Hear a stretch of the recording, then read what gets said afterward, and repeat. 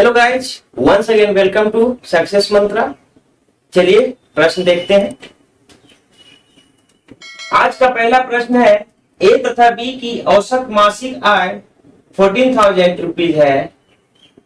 B तथा सी की औसत मासिक आय 15,600 है तथा ए तथा सी की औसत मासिक आय 14,400 है। यानी कि दो का पेयर दिया हुआ है और उसका औसत मासिक आय दिया हुआ है। ए तथा बी की औसत मासिक आय 14,000 है, बी तथा सी का 15,600 है और ए तथा सी का 14,400 है। ठीक है, पहला का आंसर ए प्लस बी का की ए प्लस बी की औसत मासिक आय बराबर 14,30। इसलिए देखिए ए प्लस बी की औसत मासिक, जहां भी औसत जुड़ा रहे तो मानिएगा उसका कंबाइंड इनकम लिखा हुआ है। अब ए प्लस बी की औसत मासिक आय 14,000 रुपया है, तो ए प्लस बी की कुल मासिक आय कितना हो जाएगा? कुल मासिक आय, ये ए प्लस बी दो आदमी है तो इसमें इसके औसत आय में 2 से गुना हो जाएगा। 2 इंटू 14,000 बराबर 28,000। इसी प्रकार बी प्लस सी का डायरेक्ट यहां से हम लोग लिखते हैं। बी प्लस सी की कुल मासिक आय बराबर कितना हो जाएगा? 15,600 गुने 2, 2 इंटू 15,600 बराबर 2 शून्य बैठा देंगे, 6 दूना 12 और 15 दूना 30 और 31, 31,200। और ए प्लस सी की कुल मासिक आय बराबर कितना हो जाएगा? 2 इंटू 14,400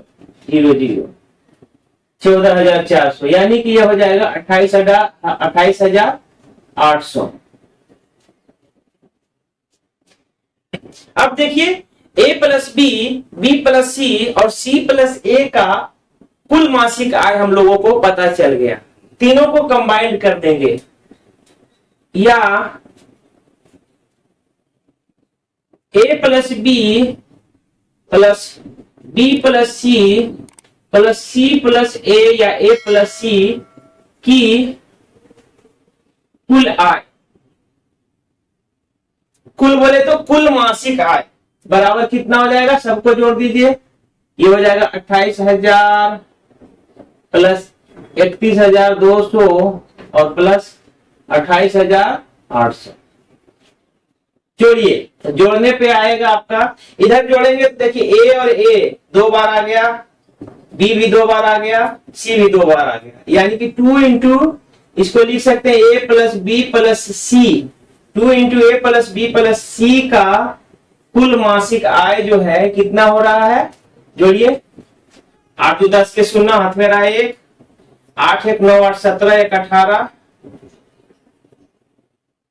3 2 5 2 7 1 8, 88,000। कितना आया ये? 88। 2 इंटू ए प्लस बी प्लस सी का वैल्यू आया 88,000। इसलिए ए प्लस बी प्लस सी का कितना हो जाएगा? 88,000 डिवाइडेड बाई 2, यानी कि 44,000। अब देखिए ए प्लस बी प्लस सी, ए प्लस बी प्लस सी का कुल मासिक आय हम लोग को पता चल गया 44,000 है। अब हमको निकालना है इसमें बी की मासिक आय कितनी है। बी की मासिक आय कितनी है? तो बी की मासिक आय निकालने के लिए हम क्या करेंगे? ए प्लस बी प्लस सी में से, ए प्लस बी प्लस सी में से ए प्लस सी को हम लोग घटा देंगे, या इसको लिख सकते हैं बी की मासिक आय बराबर क्या लिख सकते हैं? ए प्लस बी प्लस सी की आय माइनस ए प्लस सी की आय।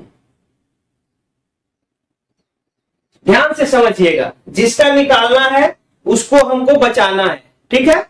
तो हम लोग को a प्लस बी प्लस सी का वैल्यू आ गया है और निकालना है b का।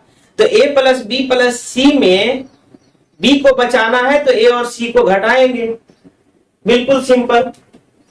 बराबर a प्लस बी प्लस सी का है कितना 44,000 और माइनस a प्लस सी का यानी ये वाला कितना है 28,800। अब इसको घटाइएगा तो कितना आएगा 2 शून्य 10 में से 8 गया 2 और ये रह गया 13, 13 में से 8 गया 8 5 13 15 हो गया, यानी कि 15,200 रुपया इसका हो गया पर मंथ। यानी बी की मासिक आय जो है वह हो गया 15,200 रुपया पर मंथ। ठीक है, लिखिए।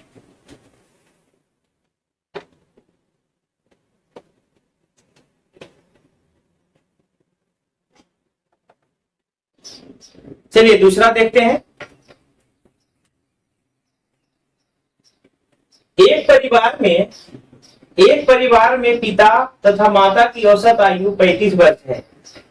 पिता, माता तथा उनके एकमात्र पुत्र, यहाँ कौमा छूट गया, पिता, माता तथा उनके एकमात्र पुत्र की औसत आयु 27 वर्ष है, तो पुत्र की आयु कितनी है? चलिए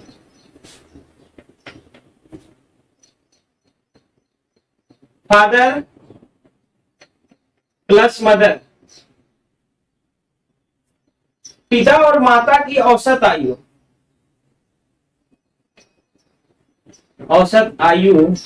बराबर 35 वर्ष।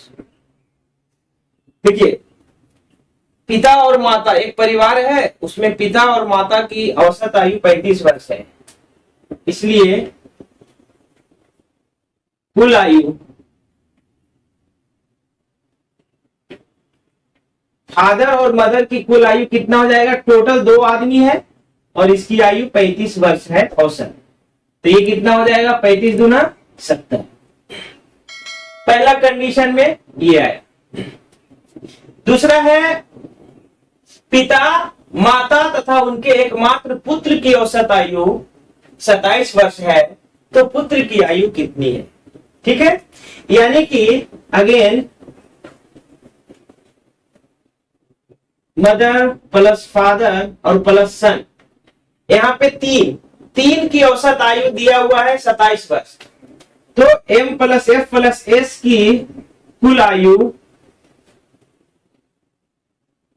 मदर, फादर और सन की कुल आयु कितना हो जाएगा? 27 और गुने 3 बराबर 21 और 3।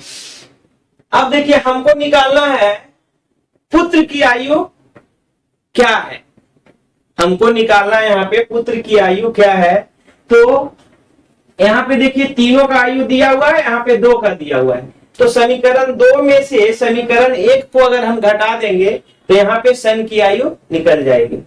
यानी कि लिखिए, इसलिए पुत्र की आयु बराबर m plus F plus S minus m plus F की आयु। ठीक है, यहां पे दिया हुआ है 81 वर्ष और यहां पे दिया हुआ है इसका 70 वर्ष, और घटा देंगे तो ये 11 वर्ष पुत्र की आयु हो गया। ये आपका आंसर हो गया।